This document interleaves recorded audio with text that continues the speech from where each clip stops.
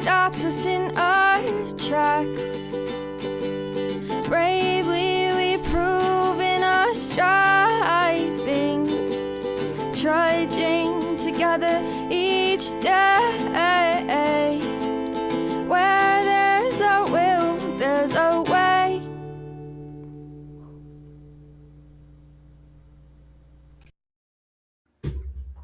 Good afternoon.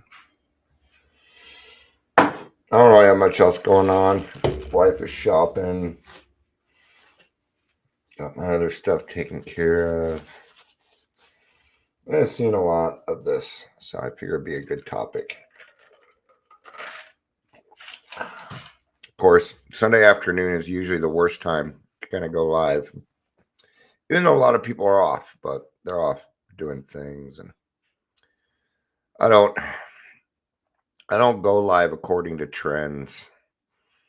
I go live according to my intuition. Intuition.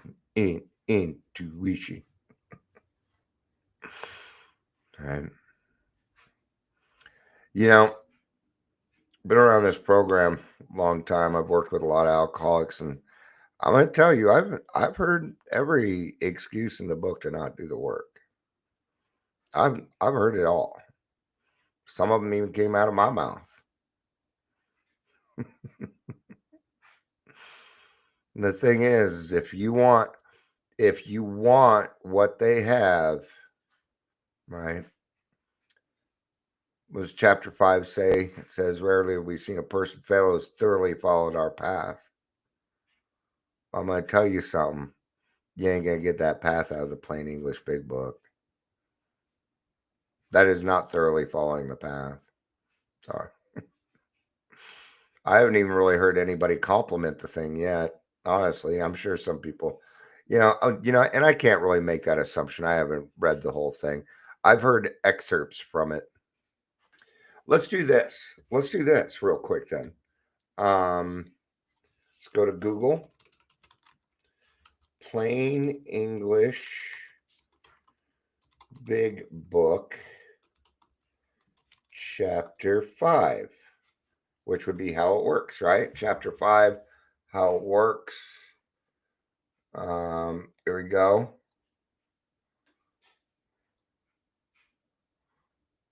All right. I'm not getting anything on this. Why the plain language version of the big book? A study was done in the U.S. to find out the literacy level of people. Literacy means the ability to identify or evaluate one or more pieces of information which require levels of interpretation of text. Okay. So they say what they're saying is people don't know how to read, because that's what literacy is. Well, how are they going to, if they're illiterate, they're not going to be able to read the plain English big book either. All right. Experts have assessed that the level required to read and understand the big book. They have determined that it corresponds to a level 3 on a scale of 5. That is so untrue. According to studies conducted, so we base things off studies and things here now, huh? Studies conducted, 48% of the population was at a level of 3 or higher. That means that 52% of the population would not be able to sufficiently understand what is written in the big book. Wow. That was their reason for writing the plain English big book. What's up, Mr. Sean? Huh? I'll be at the 5 o'clock. I'm just going to give you shit if you show up, right? I'm just giving it a hard time, folks. So it's not even, let's do this. Plain English big book PDF, free download. All right. Let's see if we can grab it here. Download e-paper. No, I don't even know that place. The big book from there. No, that's not it. I apologize. I should have done see purchase options, $11. All right, this isn't working. I kind of wanted to read. I wanted to read something from it. All right. Let's see if we can just find the chapter, and then we'll move on. We'll just move on. How it works, our description of the alcoholic, blah, blah, blah. The big book, plain language, AA47. See, they're not even, right? Appendix 1s, we believe so, suggested. Okay, yeah. All right, so let's just go on. Let's go ahead and kind of move on. All right. So even what they just said there. So when I came into the program in the 90s, there were people who were illiterate, right? And you know what we did? I tell you what we did. We taught them how to read. We taught them how to fucking read, man. What we did not do is appease them. Okay. Now, when I first came into the rooms, there were several books sitting on the table, but the biggest one there was not the big book. See, there was a big blue book, and then there was a big red book, and it said Merriam-Webster on it. It was a dictionary. And we were told if you did not understand a word, that you looked it up in the dictionary, you put a little effort into your program, and you learn more. Yes.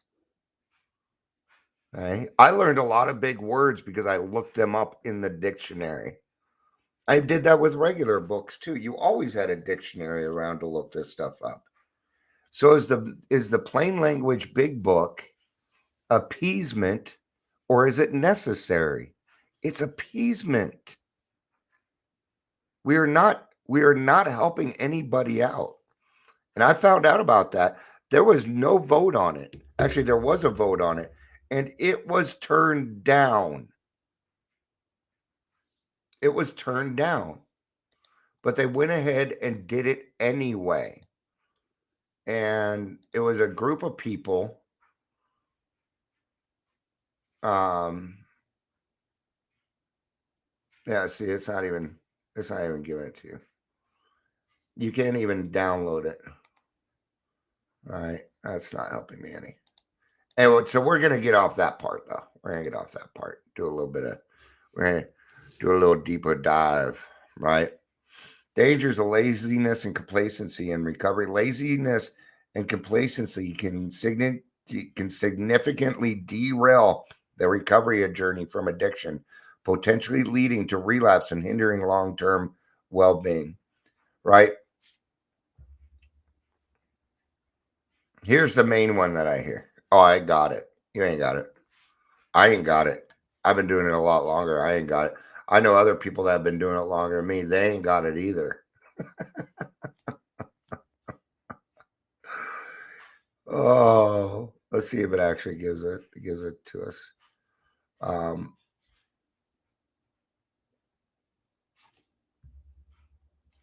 right. Supposedly it is, and we'll take a look at it, right? The son got better at me and put me down for yesterday. Yeah. Running around with the kids and stuff. Complacency leads to overconfidence, and overconfidence in an alcoholic leads to, well, bullshit. Right. See, here's the number one thing an alcoholic brain does. It will look for the easier, softer way at all times. All times. I don't care who you are. How do you want to open this file? Oh, see, then what it does, it's like, oh, you can download this, but then you need to download our app in order to look at it. Yeah, I ain't buying that one. See, you can't, it's being so underused that you can't even get to it. Right? Is it on everything? It might be. So individual feels that they've conquered their addiction or no longer requires vigilance or support, leading them to relax their guard. Okay. Now it says in the big book, I don't know if it says it in the plain English big book, because I don't know. These are kind of big words. It is easy to ease up on the spiritual program and rest on our laurels. I guarantee you they change that because they don't want to go look up the word laurels. And this leads to laziness. Okay. Anything that takes the action out of what you are doing. Okay. Like, I'm going to tell you why people are more illiterate, and people are more illiterate today than they were in the 90s. That's why we had to write the book. If they're saying only 48 people, but the words in there are not in, okay. Now, is it written in plain English? No, it is written in proper English. And if you're not concerned on how to speak proper English, well, that's your fucking problem. If you decide that, and it's even easier now. You can ask Google. You can literally have your answer in 3 seconds. I don't know, but the easier we make it, the more excuses you will fucking find. If you give an alcoholic an inch, they're going to take a mile. It is how we react. The plain English big book is just reinforcing that the big book is antiquated, and that's not true. And I'm going to tell you, you use the plain English big book. I have not seen anybody with long-term sobriety with it yet. And that's impossible to do because it hasn't been out that long. But I think I might get a copy of it and we'll dissect that motherfucker. All right, neglecting relapse prevention strategies. I'm not going to get into that point. We already kind of covered it. Okay. The further away you are from your AA meeting or whatever meetings you choose to, the more you are away from whatever it is that keeps you sober, the closer you are to your next drink. I guarantee that. I have watched for years, for over 20 years, I've been watching people do the same thing over and over again. A lot of people are doing it again now, coming up with their newfangled ways to get. And what is this? It is an easier, softer way. What they do? They went and just took the parts of the program that they would see. They didn't want to go to AA, but they're more than happy to take AA stuff and utilize it for their own bullshit. So don't sit there and tell me when we alcoholics can sit there and do that, but they can't understand simple words in the big book. Okay, no, that is laziness. It is a lie. And alcoholics are liars. There's a joke. How do you know if an alcoholic's lying? Well, their mouth is moving. Okay. Any alcoholic without accountability is full of shit. I don't care how long you've been in the program. I watched people revert. I have. It's weird. Somebody gave me a call from a noon meeting that I was going to. Sean, you would know who it is. Let's just say Vitality. And they called me, left me a message like nothing ever happened. I'm like, oh my God, dude. Unless you're calling to make an amends, I let it go to voicemail. I don't feel like talking to them today. Maybe I'll call them tomorrow. When we get into laziness and complacency, we will start making risky choices and put ourselves in situations that we should not be in. Yeah. I was just working with somebody with this. A little too soon to be going to concerts and shit overnight and doing this other stuff. Does seem to work out. There wasn't a relapse or a slip or anything, but the old behavior was there again. Right? Overconfidence can lead to testing limits, such as believing you can have just one drink. Oh, look at all the work I've done over the last 45 days, which ain't nothing. Okay, I know to us it's a 30 days, 1,000 nights, but when it comes to the rest of the world, 45 days ain't shit. A year ain't shit. Years, 2 years, 3 years, it ain't nothing. to them, not after you put them through 20 years of hell. Okay?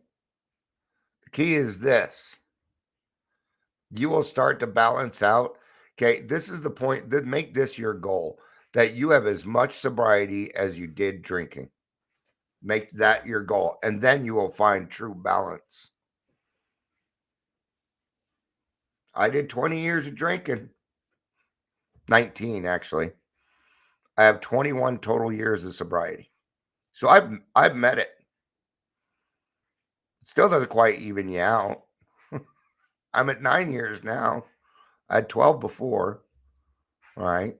That stuff culminates just like your drinking does. Right? My disease is progressive, good or bad. It progresses. So pick your progress, right? Fading memories of consequence. Our forgetters work best. I don't care. If you're an alcoholic, your forgetter works best. If you're an alcoholic, your forgetter, and you may want to argue with me on it, but I'm right. And I apologize if this sounds like a my way or highway kind of thing. It's just I am seeing some lazy bullshit. I mean, I'm watching groups blow 4 or 5 fucking traditions at one time and not caring about it and not doing anything to get out of that. You know what grassroots has been doing? They've been finding out where we're not doing the traditions correctly, and we're correcting that. Because we know that if we do it, the group will be even better. We know that. There's a lot of effort just put into the meeting.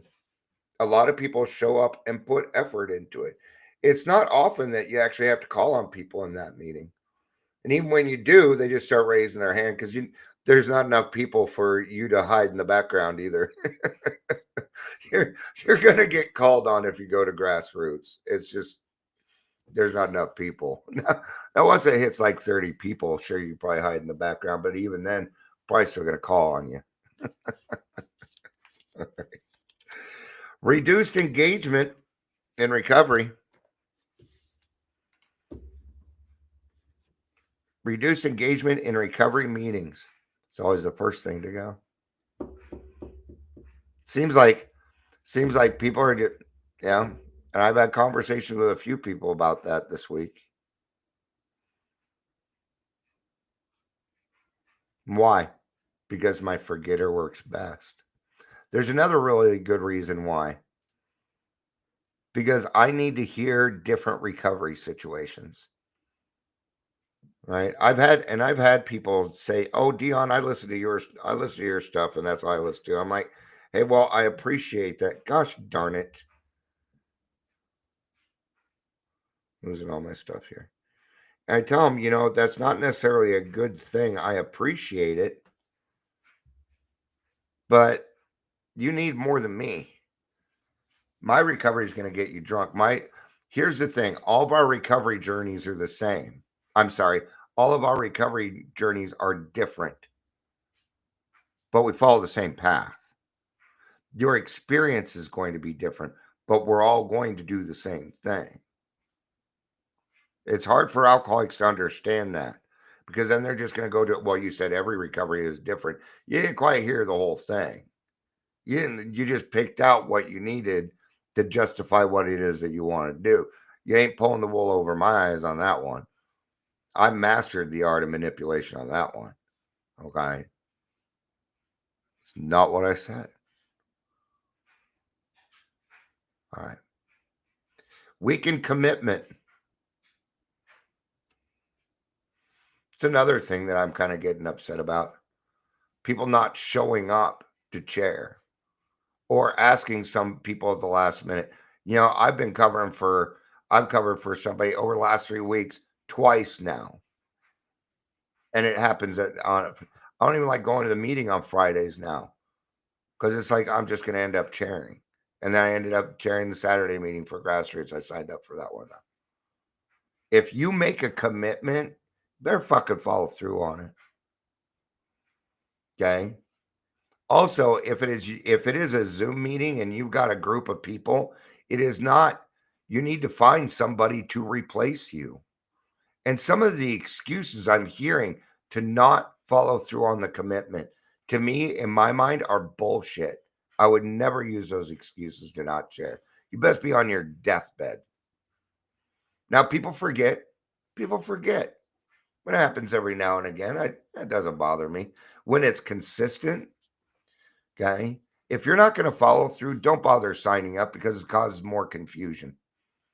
It'd be best to have no chairperson and pick them, or pick it when all the people show up. You're better off that, right? So when complacency sets in, individuals may start to taking their sobriety for granted.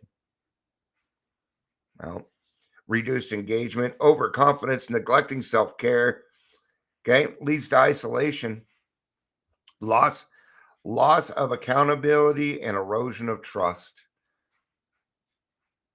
And why would the erosion of trust be there? Because your old behaviors will come out. They'll come out on a dime. People don't give a fuck what you're saying. They're watching what you're doing. They're watching what you are doing. Yeah. People actually say it to me all the time. I know I'm telling you this, but you watch my actions. I know that because I make it very clear. I'm watching your actions. You can blow smoke up my ass all day, but I'm watching what you're doing. It's 2:22, by the way. Oh, yay, you signed up 5 times, but the last 3 weeks I've had to cover you twice. Now I've got a little fear that you're not going to show up and take care of it. Now trust is starting to go away. And trust is a big thing for us. I'm going to tell you, there's only one thing in this whole world that will determine trust, and it is time. Time is the only thing it should be used for. Let's talk about time a little bit. This is the number one way that I see people get lazy. Okay. Now we're going to go back to that laurels, that big word that we refuse to look up. But I looked it up, and guess what it means? Because I can tell you now, most people think it means you're being lazy. No, in a sense it is. But what it is taking credit for yesterday's success today, or a week ago, or a month ago. Yes. And people use time all the time. I got 317 days. So fucking what? Good for you. We don't make a chip that has 317 days on it. Why don't you just go ahead and wait the 40 more days and celebrate your year? Now, I'm not saying there's sometimes like 10,000 days, 1,000 days, sure. If somebody raises their hand and says, I've got 8 months today, I give a lot more leeway in that first year because you need those.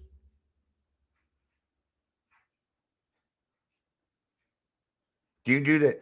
I understand that we do it like I'm 54 and 3/4. But do I count how many days I've been alive and put it up on that? No, I don't. Because what they're doing is they think that is a success, and it's not. That is a reasonable expectation.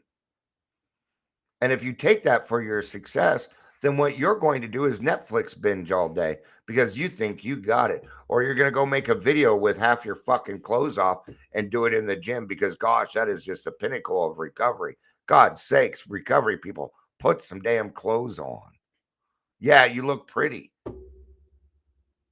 But that's not what we are here for, a spiritual malady. Okay. And I think it's great that gym is your new addiction, but even that can be overdone.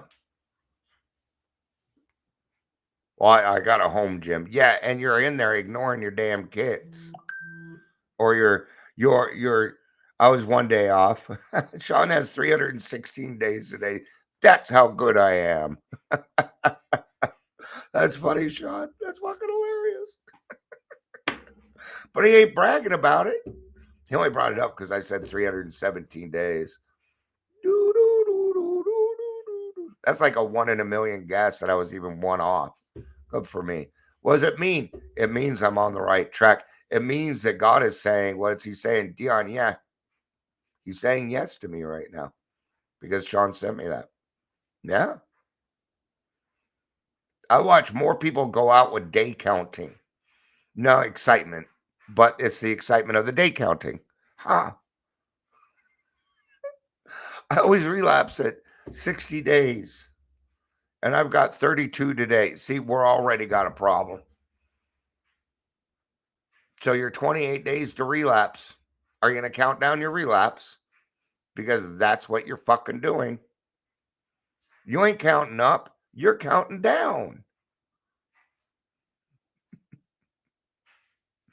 I'm not saying milestones and birthdays aren't important.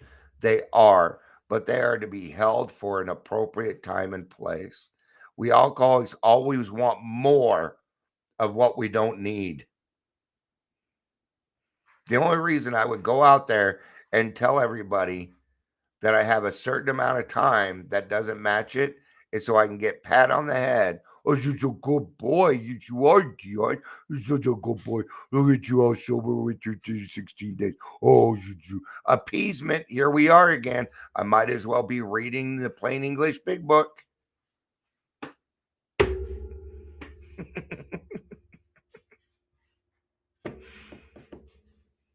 Thought ain't different. All right. What else happens? Disinterest in self-improvement. You no longer progress. And when you don't progress, you know what you're going to revert to? Day counting. What's the other one other people do? I see it all the time. People posting, oh, Eminem's got 17 years of sobriety. Then let Eminem say that. Am I glad that Eminem is 17 years sober? I am. Absolutely.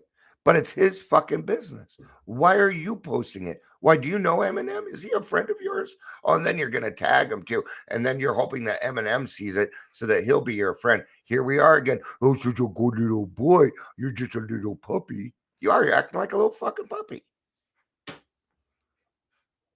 Even when it's not somebody big. I see it all the time. People posting other people's shit to get recognition for themselves. Now I see RCOs out there, recovery service center organizations. Is what they are, right? Just a month ago, they decided, oh, we're gonna start this. Okay, somebody died. Okay, but they didn't know this person, but they utilized their death to raise money. That's what I would call disgusting. You didn't know this person. Let the family do that. Let the family do that. That's where it should happen. They didn't know. But utilizing somebody's death, oh, we're so saddened over here. I mean, look, they were never friends. They didn't do anything together. Nothing. Laziness, complacency.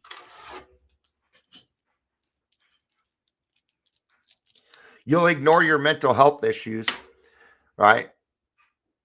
Sean said earlier in this, got to be spiritually fit first. Yeah. Spirituality first.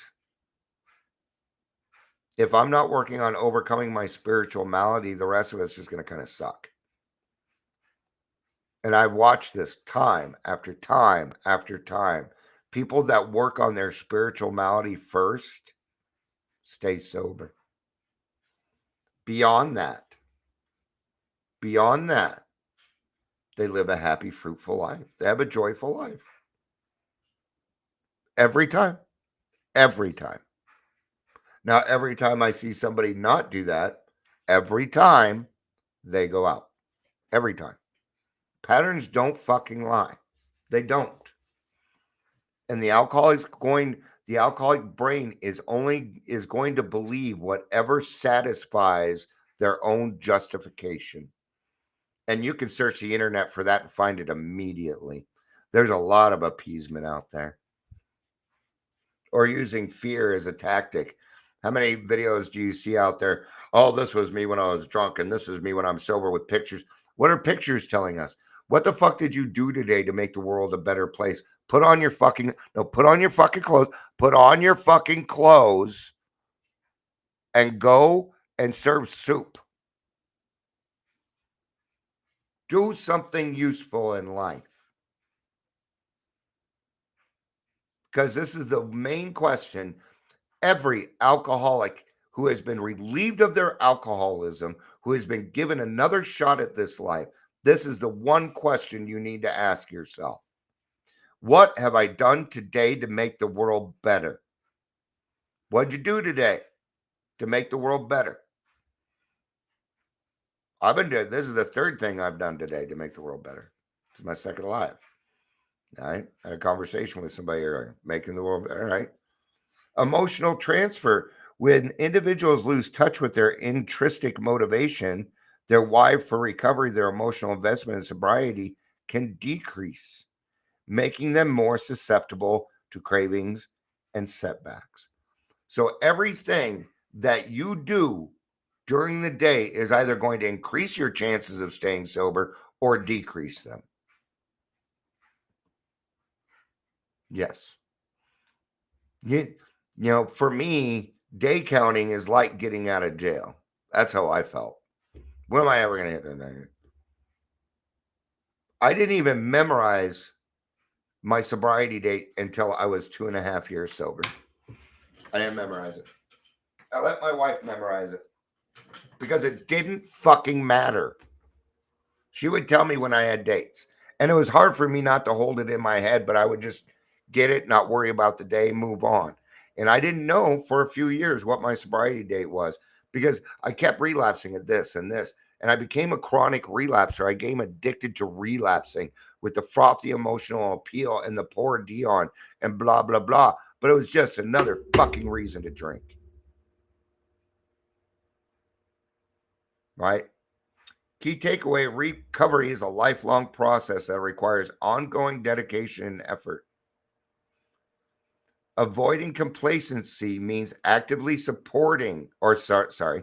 means actively participating in support systems, prioritizing self care, continuing personal growth, and staying vigilant against potential triggers.